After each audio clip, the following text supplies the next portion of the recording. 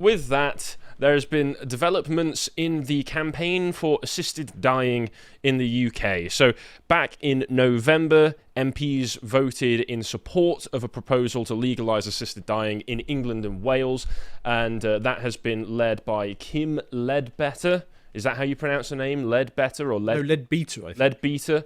Whatever. And that means that now it's going through amendments and trying to get it through so that they can make sure that that gets pushed through. I think it's been delayed, where the changes that they're going to be making for it should have been implemented within 2 years, but now, because of the way that they're adjusting the process for how people will be assessed for eligibility of assisted dying, it may take 4 years. So if everything goes ahead with this, we can expect assisted dying to be a reality in England and Wales by 2029. I've got really mixed feelings on this. Well, that's the thing, isn't it? I'm not going to try and create moral panic over this. I'm not going to try and be sensationalist about it, but I do think there are some concerns about introducing this kind of legislation to England and Wales, particularly with the NHS, particularly with how it's gone and been used in Canada as basically a cost-saving measure. But at the same time, I have to be honest, I can see from a certain perspective, if somebody is dying, if they're terminally ill, suffering in constant pain, basically have no agency over their lives, that allowing them to have some agency of when to end their life with a greater amount of dignity makes sense to me. I don't know about you chaps. I mean, that's pretty much where I come down on this. So, I mean, if you look at it from one angle, where people are in considerable pain and it's their choice, they want it, their family agree, I'm quite happy with the family making that decision, the individual making that decision. What horrifies me is the state having this power. Because exactly like you say, they will just make it a bureaucratic process, and once they've built the process, they will try and shovel as many people through it as possible. Well, just like Canada. Interestingly enough, as we go further, Wes Streeting himself, the health secretary, has voiced those same concerns in the lead up to the vote that went on in November. In October, he explicitly stated that he was going to be voting against it, and that he was concerned that having this process in place could incite some pressure in some people, because we have the cult of the NHS, worship the almighty NHS. We need to do whatever we can to save money for the NHS, to make sure that it works perfectly, and make sure that we, as mere mortals, are not burdening the NHS. He said that it might lead to a slippery slope where people who feel like they're maybe in palliative care or putting too much strain may decide to go with assisted dying, just so that they're not burdening the NHS more than they otherwise might want to. So that's interesting coming from Streeting, who is a Blairite being assisted and advised by Blairites, because it suggests that perhaps the Blairite camp, or parts of the Blairite camp, factions within it, might not be entirely in favour of these proposals. But the vote went through anyway. So it's too late for that. If we were still in the age of the local family doctor who's known you your whole life, I'd be so much more comfortable with this. But of course, you know, once this is breached, it will not stop at whatever point it comes in at. Well, at the moment, if it is approved, the bill is only set to allow terminally ill adults expected to die within 6 months to seek help to end their own life, which sounds very reasonable. But you can see in the case of Canada, or in somewhere like Switzerland, how those kinds of limitations could slowly be stripped away and it can be expanded. Like in Switzerland, for instance, I think I've forgotten her name. She was the woman who decided to dress up as a man for a year and wrote a book as it about it. We did the book club on her. I've forgotten her name, but as a result of her depression, she decided in her mid-50s to end her own life and went to Switzerland specifically to get assisted dying and was granted it. I can't remember. So that's just because of the fact. She's dead. Yeah, she's dead now. I can't think remember it her was name, last year. but it was a great book. She spent whatever it was. She spent a year as a man and found it so stressful and so challenging to her feminist views that actually men don't have it easier. They have it so much worse. It basically she ended up having to kill herself. Yeah, she had lasting trauma as a result of being a man for a year, and ended up killing herself. Having no sympathy from anyone ever. She thought that men had it easy, and when she realised that men have it so much harder than women, she couldn't deal with the cognitive dissonance. Well, again, the book's well worth reading. Self-Made Man is the name of the book. Just Google that for me so that we can get the name up. Because I feel like there's a big difference between a young, pretty woman and non-pretty or older women.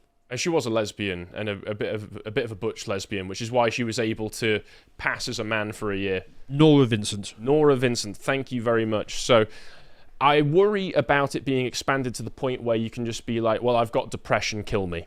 I think in Canada it's something like if you ring your local doctor, you just need to press 5 or something, and it sort of they send a bot out. I think Twitter memes might have it Right. that way, but it is slightly different. And anyway, so they point out here, Canada, Australia, New Zealand, Spain, and Austria have already introduced assisted dying laws since 2015. So the amendments that they're going for is that there was a required High Court approval for assisted death. So you needed to go to a High Court judge who would look over your case and decide whether you were eligible for it. There were a lot of complaints from this saying, why is a High Court judge uniquely qualified to be able to determine whether you are able to kill yourself with assistance from the state?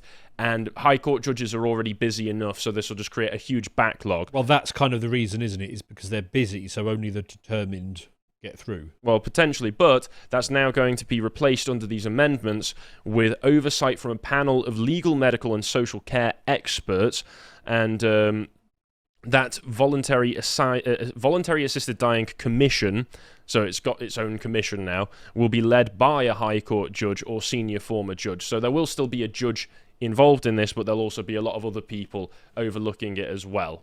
So whether that will improve or make the process worse, I can't really say. They also say it will oversee all cases and report each year on the number of applications and how many were approved or rejected. Polling commissioned by Humanists UK, an unbiased organisation, I'm sure, show that more than 2/3, 67% of the British public support the amendments to replace High Court approval with a panel of legal, medical and social care professionals. And I'm sure that Humanists UK didn't have selective choice of the people that they were polling, and I'm absolutely sure that everybody who was polled absolutely understood all of the implications of these changes as well. But either way, so I saw this earlier today, which was on the BBC website. This was the most recent thing I saw regarding it, which is why I decided to cover this, which was that it had a big article talking about this particular gentleman, Wayne Hawkins, a Californian man, where in California they have assisted dying legislation, who they wanted to chronicle his death so that they could have this article. They also made this short documentary about it that's about 36 minutes. I've not watched it because I've not got a BBC account, but I found it very interesting, the process that it was going through here, because he was basically a guy, he had heart failure, terminally ill, he had prostate cancer, liver failure, and sepsis, so he basically couldn't move. He was in constant agony and couldn't leave the house, constantly being looked after by his family. So you look at that and you say, well, yeah, I mean, he was going to die soon anyway. This is a kind of fair example of where somebody could be eligible. He was 80 years old. Yeah. So that's fair. He invited BBC News to witness his death. Shortly after they got there, his doctor, Donnie Moore, arrived. He had got to know the family over the past few weeks. Under California law, he was the attending physician who must confirm, in addition to a second doctor, that Wayne was eligible for aid in dying. So this was a 2-doctor system, and his role is part physician, part counsellor, and he'd been involved in 150 assisted deaths before. I don't know at what point as a doctor you begin to feel like an executioner rather than a healthcare administrator, but okay. The dosage of drugs that he Also, if Harold Shipman ever gets out of jail, he could probably take that job. Yeah, I know. Yeah. Is Harold Shipman still alive, or is No, he he's dead? dead. Oh, is he? I was going to say, I thought Okay. I thought he was dead by now. So they gave him basically just a dosage of drugs that was hundreds of times higher than their use in regular healthcare and is guaranteed to be a lethal dose. Yep. And they also let him keep the drugs himself at the house. Kind of a strange thing to allow to just lie about some domestic household. Apparently in the Westminster laws, it would be the doctor who has to bring them to your house when it's time for you to go. Right. Which makes a bit more sense to me. But it's America, it's the Wild West. Who knows what's going on over there? Crazy, crazy place. And then he just has the drink, falls asleep, and about an hour or two later, he's dead. So this was an example that they wanted to give of a nice case where he's there with his family. It's the perfect example, right? This isn't how the NHS would do it. No. The NHS is shit. It would be African mammy who can't speak English properly, injecting you with the wrong serum, and then paralyzing you, and you don't die, and you suffer even more. What was that Jamaican woman who couldn't tell the difference between the words breathing and bleeding? Yeah, that was at the care home where I think 2 also foreign care workers had allowed somebody to get caught in a stair lift, I believe the story was, tried to call up the NHS, the services, to get an ambulance. The woman on the other side of the phone also wasn't English, and they couldn't communicate properly. My concern is, and the person at the care home. Concern is at some point, if we do it through the NHS, is somebody's going to make some innocuous comment, which is going to be misinterpreted by the foreign nurse and the foreign doctor, and you're going to end up, getting whacked basically by the NHS. Oh. Yeah. Also, if it was something that did get expanded out, as it's attempting to do in Canada, where that you're able to, or like already happens in Switzerland, where it's basically, I'm depressed, kill me. Well, who's that going to be targeted for? You as the young Englishman, you've been completely disenfranchised, no hope for the future, everything is terrible, you can't get a job, you've got no family, women don't want to know you because you don't have the opportunity to build up a financial base that could attract women, and then the state just turns around and says, well, you could just kill yourself. But the state will be more than eager to potentially hand them a pill which makes you go to sleep forever. Yeah, but handed out free at school along with your viewing of Adolescence. Well, yeah. Obviously, you get the choice. Do you watch Adolescence or do you take assisted dying? This will be the choice for the school children of the future. Again, as I mentioned, interestingly enough, Wes Streeting himself was not in favour of this, decided to vote against it. He said explicitly that you touch on the slippery slope argument, which is the potential for cost savings if people choose to opt for assisted dying rather than stay in the care of the care providers or the NHS. I think it's a chilling slippery slope argument, and I would hate for people to opt for assisted dying because they think they're saving someone somewhere money, whether that's relatives or the NHS. I think that's one of the issues MPs are wrestling with as they decide how to cast their vote. And this is where the big problem comes in. In the era of lock yourself indoors for 2 years to save the NHS or grandma's going to get it, I don't trust the state to have anywhere near this level of power. I don't trust the state to be able to administer this properly, and in the interests of saving grandmother, we all stayed indoor for 2 years, but now it's flipping around, and it'll be in the interests of allowing grandmother dignity. Maybe you should tell her that you're a bit of a burden, aren't you, sweetheart? You know, I know we love you and all, but you cost a bit, and we already locked ourselves away for 2 years for the NHS for your benefit. I think it's time. Yeah, the right to die back. Becomes the duty to die. Somebody in the comments has just said that Odo from Deep Space Nine went out through assisted dying. I've not watched Deep Space Nine. No. All right then. Nerd. And then there's other arguments, again, from interested parties. So this is the Honorary Secretary of the Association for Palliative Medicine, said that the palliative care sector is basically entirely reliant on charitable donations and doesn't get enough funding anyway. So that's one argument. And he said that laws are more than rules. They send social messages. And this is something I think is absolutely true. The social message being sent here is that essentially assisted dying, removing yourself from the picture, is what the state wants, and leaving palliative care to charity. The NHS is supposed to be cradle to grave, not cradle to very old. The dubious, I mean that's a distinction without a difference at this point, really, isn't it? Because, if it's assisted dying, you're still going to the grave. The dubious cost-saving benefits of assisted suicide have been discussed in various jurisdictions, such as the notorious 2020 Canadian report of the cost estimate for Bill C7, Medical Assistance in Dying, MAID, which estimated a $149 million saving in healthcare costs from euthanasia and assisted suicide in Canada in 2021. Turns out there was a similar UK report in 2020 called Counting the Cost of Denying Assisted Dying. That's a very interesting framing of in the first place. You're denying them the chance for assisted dying.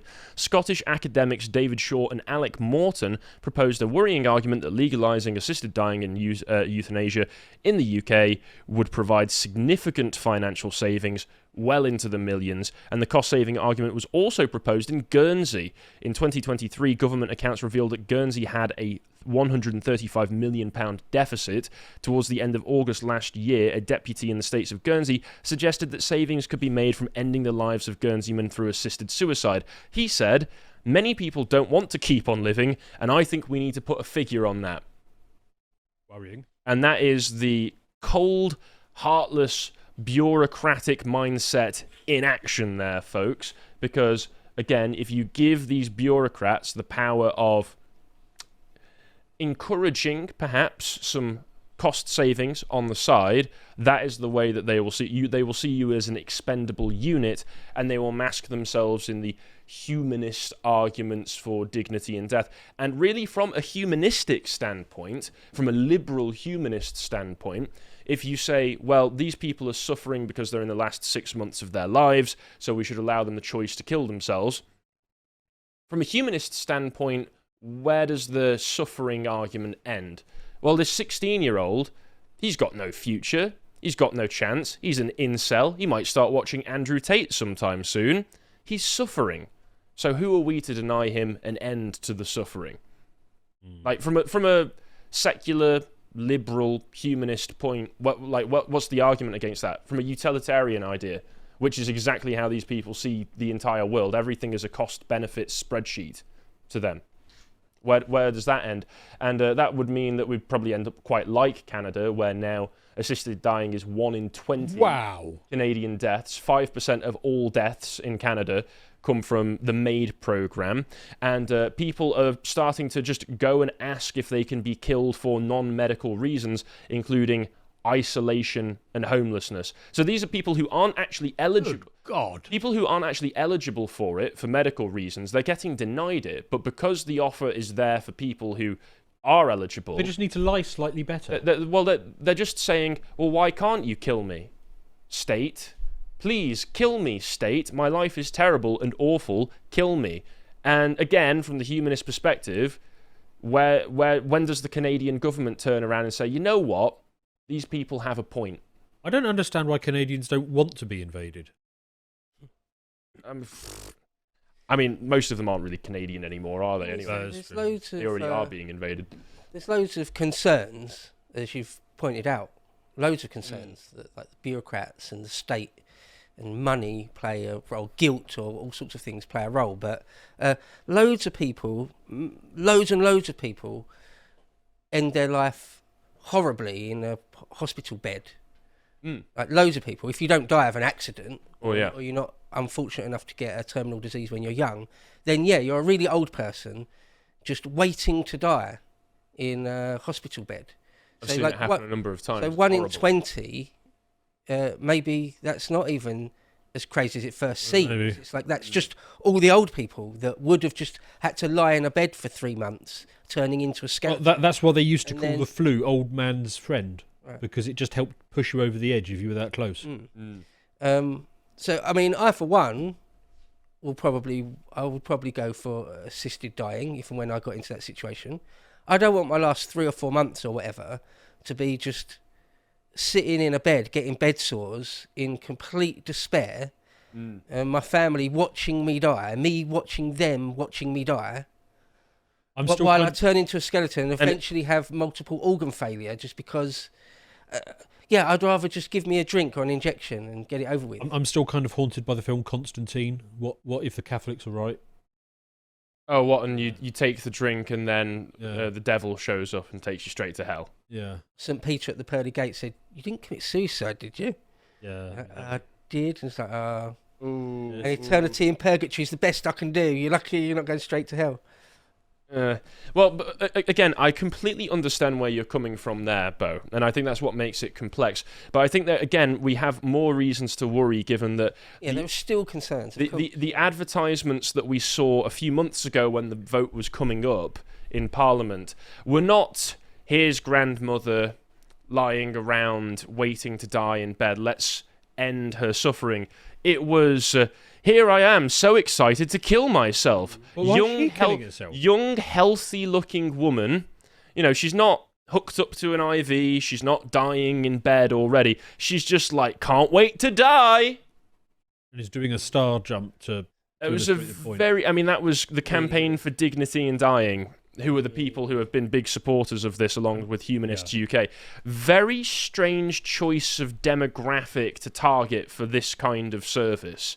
Well, at least it was a white woman, not a white man, like you would expect. But oh yeah, that makes me feel so much better about it. Soon it'll just be pictures of Jamie from adolescence, and him looking all sad, and it's like, at least I get to choose dignity. Yeah. So obviously it's a very complex situation, a very complex subject. There's a lot of differing perspectives you can take in morality, but again, I think the concern is warranted with how the state might go about this. If you would like to watch the full uncut version that is also uncensored, head on over to lotuseaters.com to find out more.